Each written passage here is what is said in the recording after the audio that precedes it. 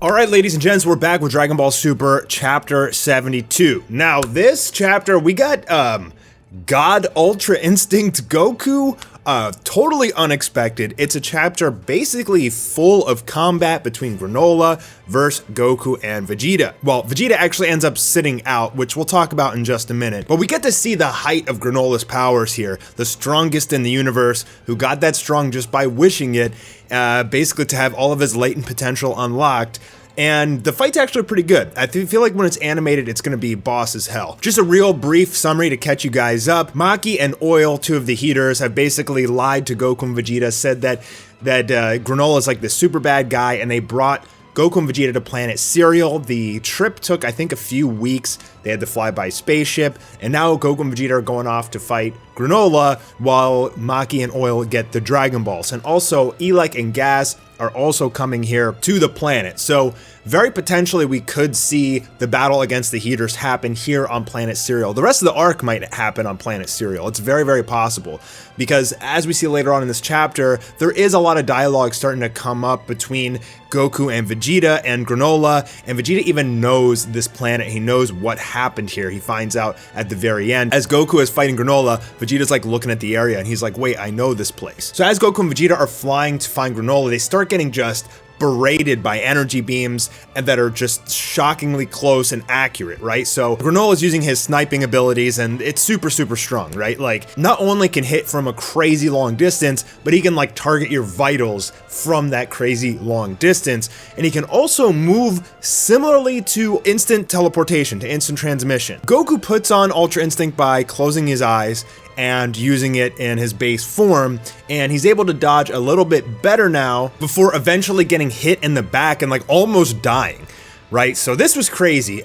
Basically Granolah was like teleporting around using his sniping abilities, and even Goku with his base form Ultra Instinct was hit in the back in some vital area. He falls to the ground and collapses, and Vegeta's forced to give him one of the two Senzu beans that they brought. So automatically it's like he's going for the kill. Like, there's no playing around. He's not fooling around. He's not like Goku. He doesn't like, slowly increase his power through the fight. He's just trying to straight up like kill them instantly. And he almost succeeds on Goku. Like, this very well may have killed him if Vegeta wasn't there with the Senzu, which is pretty crazy to even think about. But we also see here the flaws with Ultra Instinct in the base form, and that Goku, he's still not like 100% used to it. Like, he's still trying to like rely on it too much, and it's not really like his natural fighting style, so that actually kind of messed with him a little bit, causing him to get hit. Whereas Vegeta, who's only Super Saiyan right now, I believe, it's kind of hard to tell if he's Super Saiyan or Super Saiyan Blue because it's black and white, but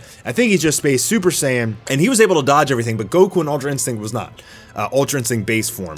So that's pretty interesting. And as they target Granolah, this is crazy, they shoot a blast at him and he just appears right behind Goku and Vegeta. So you're like, wow, okay, so, I mean, this dude really is strong. Like, he really is the strongest in the universe right now. It's even faster than instant teleportation. Okay, so, and Granolah even says, I have no name for this technique, and it's just a small fraction of the power that elevated me to the strongest in the universe. So, this is crazy. So, like, from what we've seen so far in this chapter and of Granolah's fighting abilities, like, we haven't seen anything of what this dude is capable of. And as this chapter goes on, Goku's going through his forms and keeps powering up more, but Granolah hasn't even taken his eyepiece off yet, and that's when the real battle's gonna start, right? As I discussed in my latest video, I think the eyepiece is more so like hindering his eye, kind of like making sure he doesn't like use too much ki or strain the eye, so that like when he needs to use it, it's at its full power, kind of like Kakashi hides his Sharingan with the little piece of his headband. It's something, I think it's something like that. And while Granolah doesn't have Ultra Instinct and Destruction Power, it's like his abilities are like equal to Ultra Instinct and Destruction Power. So he just points his hand and this huge explosion just goes off. I mean, it's very, very similar to Destruction Power. Also, like, you can kind of do that with your ki as well. They did that all tons of times throughout Dragon Ball Z, but Goku and Vegeta escape up in the sky, but Goku even says that was similar to your Destruction Power. Does that mean he can use our techniques? We gotta stop and talk here for a while, because he didn't surpass the gods by becoming the strongest in the universe, but he achieved all his latent potential. Does that mean that this dragon, like, saw, like, what could you possibly learn in the entire universe in 150 years, including things like Ultra Instinct and Destruction, and give him those powers as well. I still find it really hard to believe that this guy, even if he got 200 years of training like that, I mean, would be as strong as the Saiyans, which are gods now, which, you know, I still don't really grasp it, but hopefully we get an explanation as to, like, why, what are these techniques that he's using? It seems like Granolah doesn't even understand, like, what he's doing. Like, he just got the power and he's just, like, moving his hands around and things are happening, but, like, he doesn't even have names for it.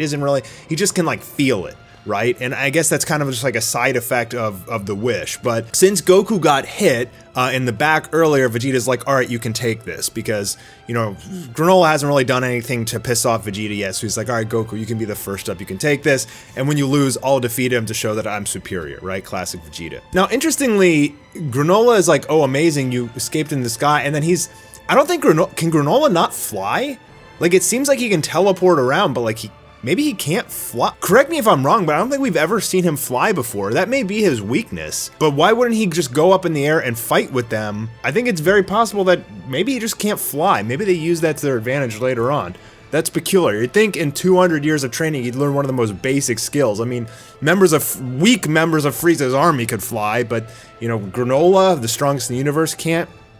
That's a little strange. Maybe they'll explain that, or maybe I'm just wrong. Maybe he just, like, we don't need to fight in the air, get back down here, or something like that. So Granolah says, where's that monstrous form that your species is known for? And Goku's like, yeah, you sure know a lot about us Saiyans. And this is where, like, the dialogue is going to start to happen a lot. Goku's going to start going through his forms. They're going to kind of talk as they fight. And Granolah obviously is not a bad guy. Eventually, I think he's going to learn, probably in the next chapter even, like, he may not even finish his fight with Goku, because Vegeta's gonna know what happened, and he might just explain everything that happened with Frieza, how Frieza destroyed the Saiyan planet, and it's very possible that Granolah just becomes, like, a good guy very early in this arc. Like, what happens if in the very next chapter, all the dialogue happens, he decides that he's not going to kill Goku and Vegeta, and they're going to team up to take on the Heaters, who have been playing both sides. But already at that time, since Elec and Gas and all of the rest of them have come for the Dragon Balls, they have used the Dragon Balls to wish to be the new strongest. And it might be like Goku, Vegeta, and Granolah versus the 4 Heaters. And I think that's what the nature that we're going to. So interestingly here, Goku goes into Super Saiyan God. He has to explain it a little bit, and he's struggling against Granolah. We get some really nice action panels here, very clean panels of, like, the stances and the combat. Toyotarou did a phenomenal job with this page in particular. And Goku starts closing his eyes as he's in God form. So this is really cool, because not only can he use Ultra Instinct in God form by closing his eyes, but he can use it better than his base form. So the closer, I guess, he gets to the silver-haired form, which is Saiyan body that has been honed to be strong enough to house the God power of Ultra Instinct, the more he can use the power of Ultra Instinct. So basically, like, what this is explaining is, while he's in his base form, he's probably only tapping into, like, 10% of Ultra Instinct, right? As he gets to God form, maybe he's tapping into like 50% now. And he should be able to probably use it in blue as well. It's just that, like, he needs to be in a form that, like, can actually house the full potential of it. It's almost similar to One For All from My Hero Academia. Like, Deku can, like, you know, only use like a percentage of the full power, right? It's something like that. So Goku's actually doing a pretty good job here, dodging and blocking all of Granolah's attacks, and Granolah's even very surprised. And we get a very, very, very cool double page here of Granolah bouncing up into the air, shooting 10 blasts out of his 10 fingers, and Goku, I love this shot here. I mean, this is just gorgeous. All these beams coming down to the ground, and Goku is just like very calmly dodging all of them in Ultra Instinct. That's really well done. Love that shot there. But eventually, Granolah is, I guess he's a master fighting tactician as well, because he's able to get to a point where he's able to hit Goku in the stomach. It looks like he struck a vital point or something like that. Goku says, "You almost got me there, I slipped up," and then he just turns into base form and falls to the ground. Is it because he wasn't using the full power Ultra Instinct? Like, shouldn't his body have dodged that on its own? Was Granolah just too fast? This is something I talked about in my video a couple days ago, that it's very possible that because Granolah's so fast and strong, plus he has his sniper eye, which could be like the Sharingan. Like he potentially can move so fast that like maybe even Ultra Instinct can't dodge it, right? Because like the body's just not fast enough to move to counter him. Granolah is able to like perfectly predict where Goku's gonna move and strike the vital point. This is also because of his eye, and it's literally exactly what I said. It's in my video 2 days ago, the perfect counter to Ultra Instinct. I literally said this word for word. This was gonna happen, and it certainly did. Interestingly, like Goku gets hit in a vital point, but then he just like gets right back up. So I don't know what that's supposed to mean. I guess he's in pain. I guess that hurt, but he lost his God form, and now he's gonna get up and he's gonna eventually turn into Super Saiyan Blue and continue the battle. But Vegeta is gonna go and scout the ruins and the city and everything, and he finally comes to the realization that, oh, this is Planet Cereal. I heard about this maybe when I was a kid or whatever, that you know, the Saiyans invaded this planet, a species with a very powerful right eye. And so I feel like in the next chapter, like we've got to have Vegeta like be like, yo, Granolah, wait, like we're not your enemy, like we were played too, right? So Granolah's like, one more thing I didn't like about this chapter though is like the dialogue. It's just like very basic tropey, like eat this, take this. Like I know they said that a lot in the DBZ days, but it's like, haven't we evolved to like some better writing from this point? So Granolah says take this, and then he powers up, which I don't know what Goku's taking from that, just getting blown back a little bit or something.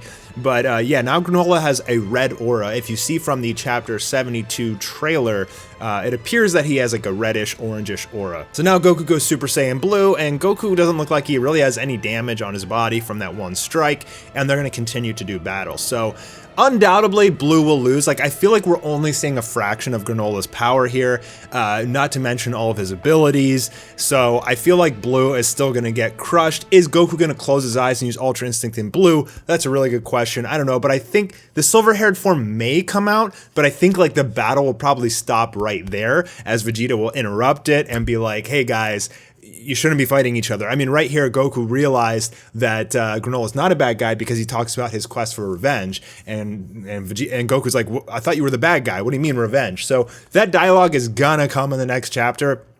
And I think pretty much we're going to see Granolah team up with Goku and Vegeta and fight the Heaters. Now, where is Frieza going to come into play? That's the big question, but we'll have to find out on the next chapter. I got a lot to talk about. Probably do some continuation videos for this, especially about using Ultra Instinct in God form, Granolah's powers, which are crazy, which are like similar to Goku and Vegeta's, but not the same thing, we don't think. So what could be an explanation for that? Probably do another video on a chapter 73 preview and talk about what I think is going to happen there. If you enjoyed the video, enjoyed the chapter, please leave a thumbs up. Let me know your comments down below. I'm Mastar, and I'll see you guys soon for another Dragon Ball video. Peace.